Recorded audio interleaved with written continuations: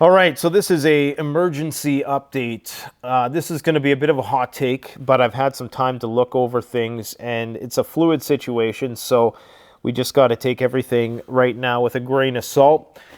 Of course, this is going to be in reference to what's being framed as a terrorist attack that happened today in Moscow.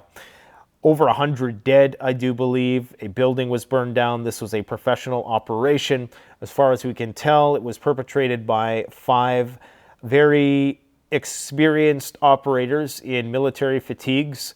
Everybody is blaming everybody. We'll get into that, to the whodunit aspect of this, but we also have to put this in the broader context. And it's overshadowing one very important point that was made today by the Russian press secretary. And this is very important because we've already, just a few days after the election, as speculated, the gloves have now come off and we've entered a new stage of the conflict. The Kremlin, the state secretary, Dmitry Peskov of Russia, is now saying that Russia is in a state of war. Now, this is a sharp deviation from a special military operation, which of course had Russia restricting itself in terms of the ordnance it was delivering to Kiev. Now it appears that the war has taken a different characteristic altogether, and now they are starting to really bombard critical infrastructural targets that they left untouched before. They're starting to attack places inside Kiev. Of course, we don't know where they're attacking or what they're attacking because it's illegal to post videos of successful attacks inside of Kiev. They only post videos if they miss or if they hit civilian targets. So we never really know what's happening there. But this is very important because what this means and what this symbolizes in the context of the NATO troops entering into the conflict zone, that we've certainly entered a whole new level of escalation. And Prime Minister Donald Tusk of Poland has ordered the Polish Secret Service to prepare for extreme regional consequences as a result of the terrorist attack in Moscow. Apparently, Tusk didn't issue any condemnation of the attack. However, many countries did. The U.S. was among them. Now, it's important to understand that on May 8th, there was a travel advisory reiterated because, of course, Russia has been under level 4 travel advisory since the start of the war. But basically, there was a warning that within the next 48 hours, there was going to be an attack on a concert hall, the exact same thing we've seen. And this was the U.S. State Department saying this. And apparently at the time, the Russians were not notified, but the U.S. embassies were putting this information out, warning people not to go to concerts because they had intelligence that this was about to happen. Now, here are the 3 potential suspects. So the United States is saying they have credible intelligence that it was ISIS, and they claim that ISIS is taking responsibility due to some posting on some website somewhere. The Ukrainians are saying that it was a Russian false flag attack. The Russians are saying that they believe it wasn't ISIS, so we can presume that they think it was someone aligned with Ukraine. Now, in terms of who benefits, I mean, it depends if you're talking short term or long term. In the short term, the Ukrainians don't stand to benefit from this at all because, of course, this is going to only embolden the Russians more. And Vladimir Putin now has even more license to ramp up the attacks and potentially go all in into a full-on state of war.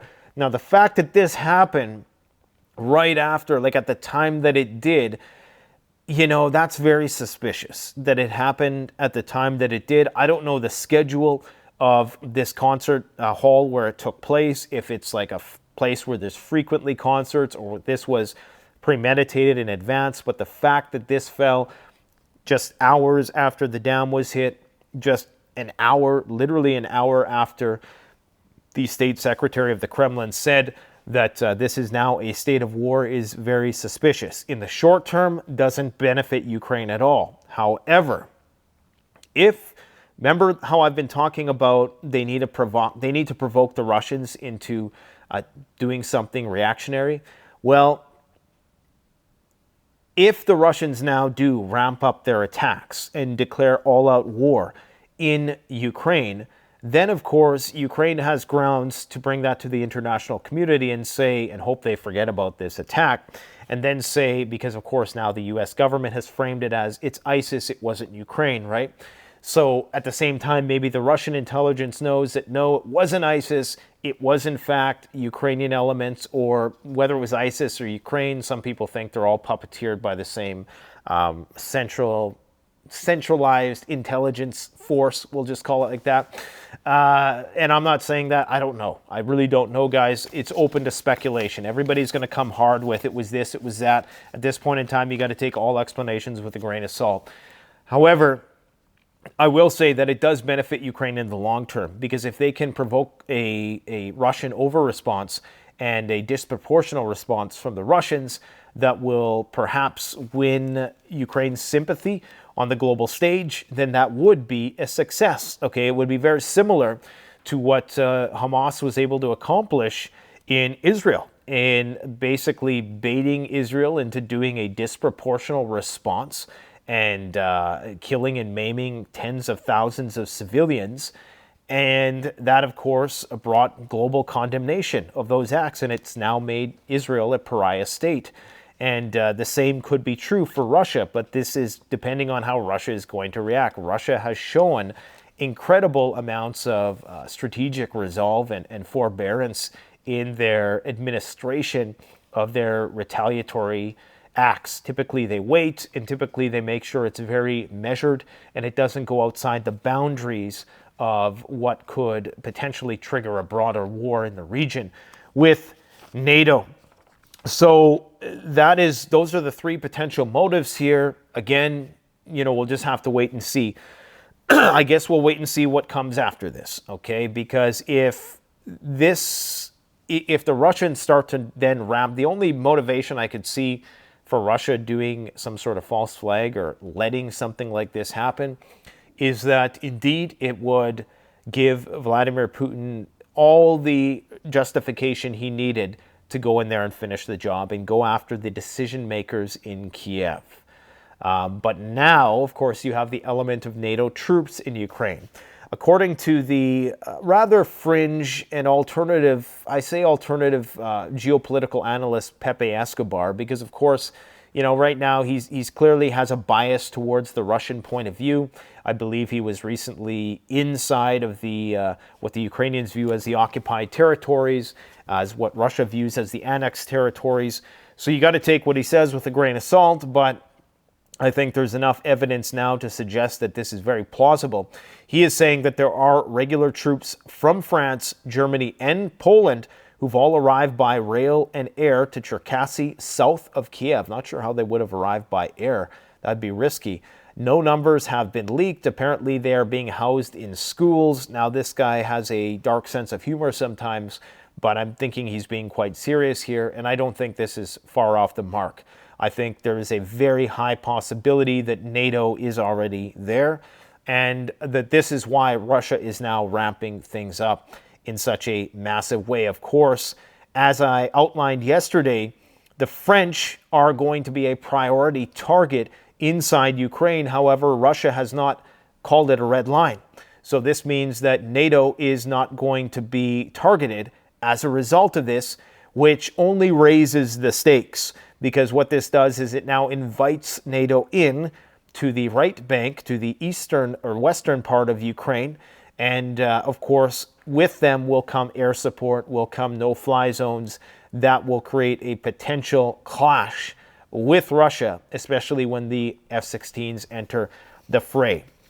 So it's very concerning that the Prime Minister of Poland, Donald Tusk, has ordered the Polish Secret Service to prepare for extreme regional consequences about this. I have some intel from my Polish source today. And in terms of the attacks on the dam that happened in the last 24 hours, there's a few ways of looking at this also. I was talking to a friend of mine who rightly suspected, I think, the reason why, and you guys have heard me muse about why is it that they haven't put more troops in and around the Belgorod-Graveron region that has seen all these cross-border incursions by these partisan neo-Nazi groups. Well, I think now it's becoming quite clear that the objective is to encircle this massive city called Kharkov, and that they didn't want to put any sort of barriers there because, of course, that would prevent them access in that direction. So now that this dam has basically caused a grid down scenario in Kharkov, it's starting to look as though they're getting ready to do some major operation in that region. Now, I don't know what the troop deployments are. I haven't looked at the maps lately to see if they have the forces that they're getting ready to do that right away, but it would make sense that you would first want to block the region out, then you would encircle the city. You don't want to go and fight in a city like Kharkov of over 1 million people. It would be, especially in this kind of war that we're seeing, it would be like Bakhmut times 20, and it would be a disaster. Okay, so what they're likely going to do is encircle the city, give people who wanted to have a pathway out, make some sort of humanitarian corridor perhaps. Again, this is just speculation, but why else would they target this dam? Okay, there was a specific reason why they targeted this dam at this point in time. Now, the dam wasn't destroyed, but a hydroelectric turbine, one of the primary components that they're not going to be able to fix for some period of time, was. I personally think that they were trying to blow the entire dam. But that's just my personal view. Not everybody agrees with that. I understand why. They think it was a precision strike, just intended to block things out. The reason why I think it was potentially to take out the dam, because the dam also doubles as a bridge. And this is right around the town of Zaporozhye, which of course, ultimately, the goal of the Russians, I presume, is going to be to push the Ukrainians over onto that side of the river.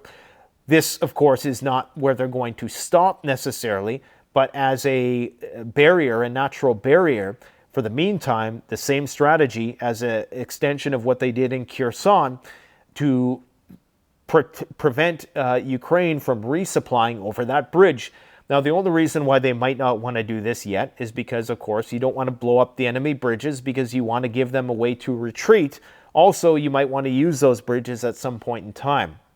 Right now, their forces are nowhere near that region. So taking it out for its bridge utility may not make a lot of sense at this point in time, but they may just be trying to prevent reinforcements in that region.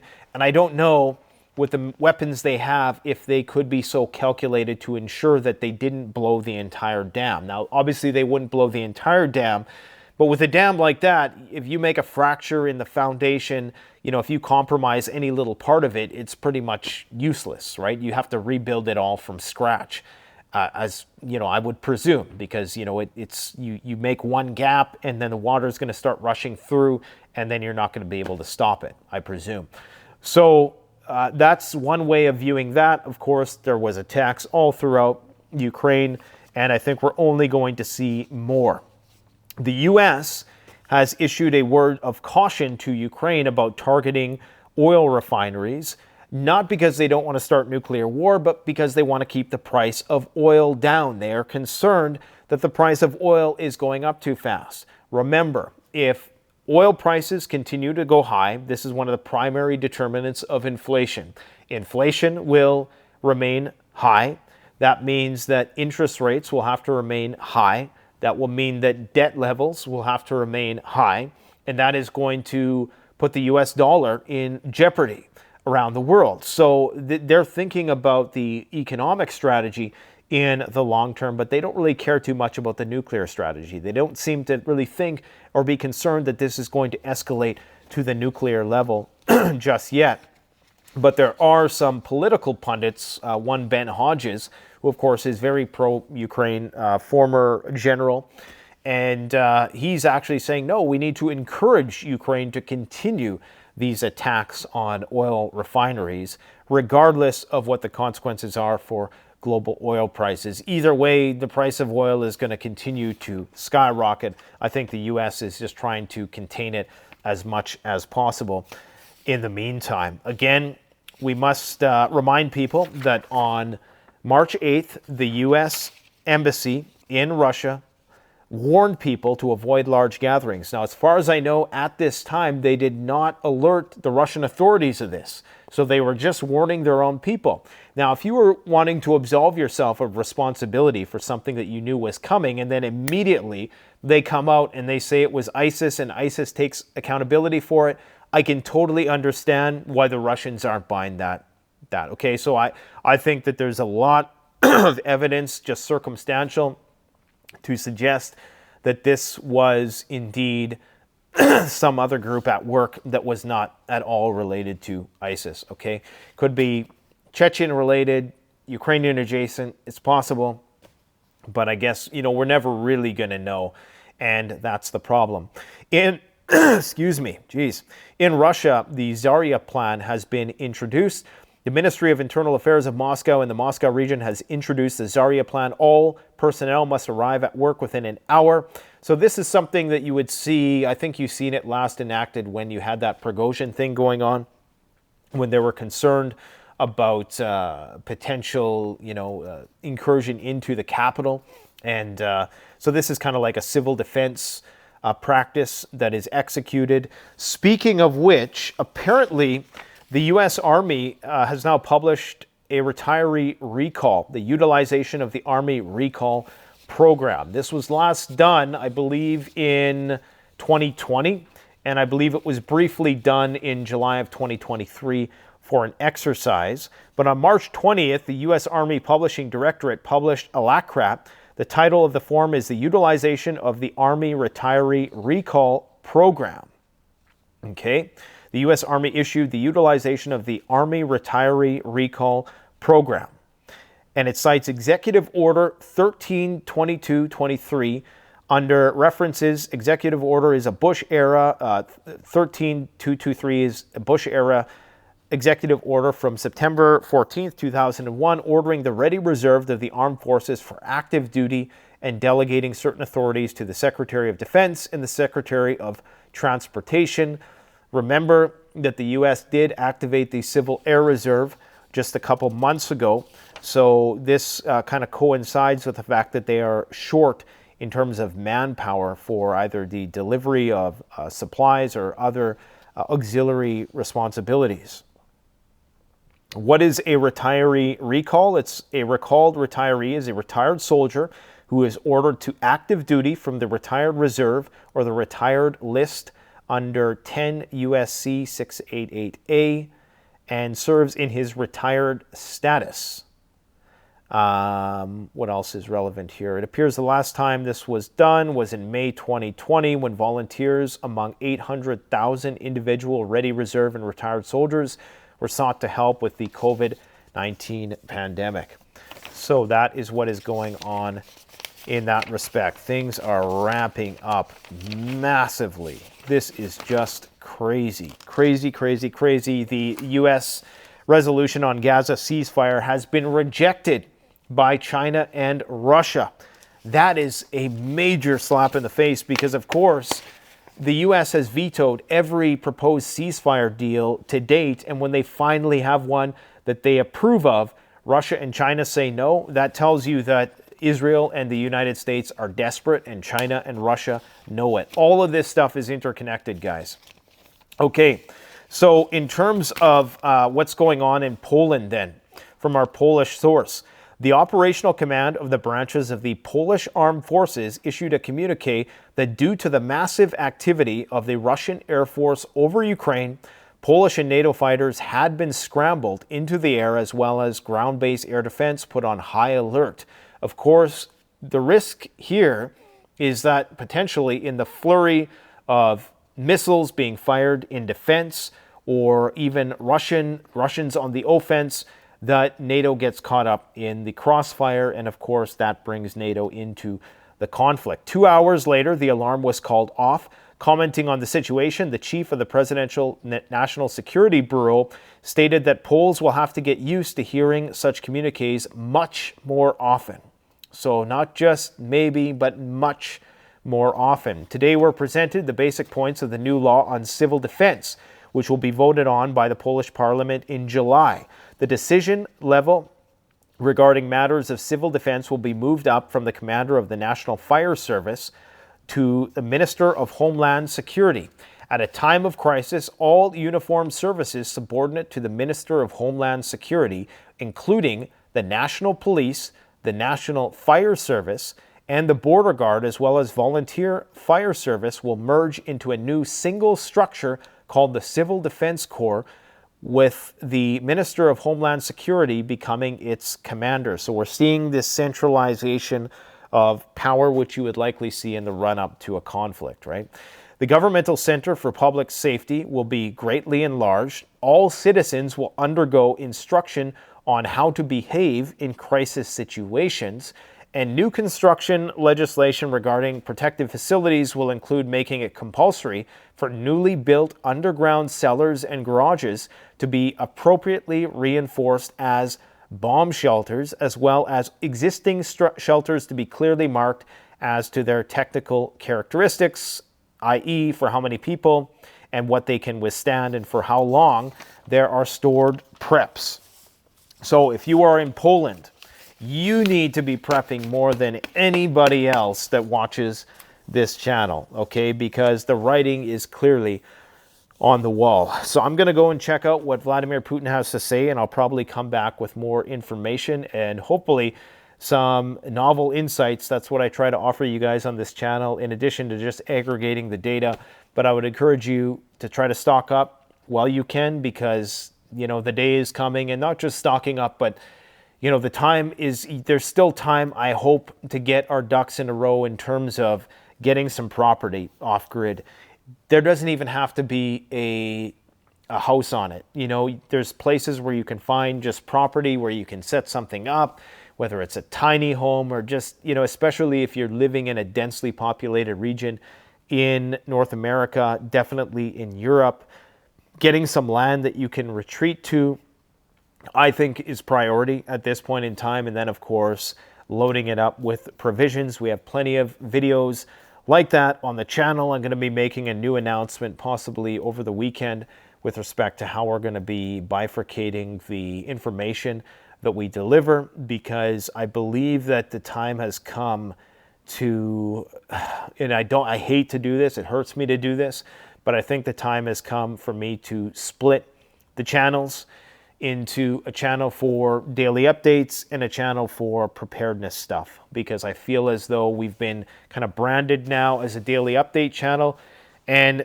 that has some utility in terms of you know, catering to this audience on a daily basis. But in terms of establishing ourselves with the algorithm for perennial content, I think we have to move that more high production educational stuff into another channel so it gets the traction that it deserves. Anyways, let me know what you guys think about the events of the day, and I'll be back with more in a bit. Thanks.